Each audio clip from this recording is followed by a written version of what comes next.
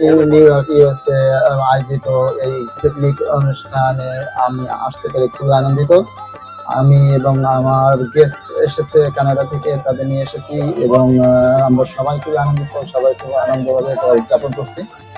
যারা এটা আয়োজন করছে তারা অনেক কষ্ট করে এটা আয়োজন করছে, তাদের সবাইকে অসংখ্য ধন্যবাদ। এবং সব দিক থেকে আয়োজন খুব সুন্দর হয়েছে এবং আমরা আশা করি এইভাবে আমরা প্রতি বছর সবাই একটা দিনে এরকম একসাথে একত্রিত হতে পারবো, এইভাবে প্রতি বছরের আয়োজন করবে, এটাই ইচ্ছা আছে। এটাই, আমি আর কথা দীর্ঘায়িত করব না। সবাইকে ধন্যবাদ।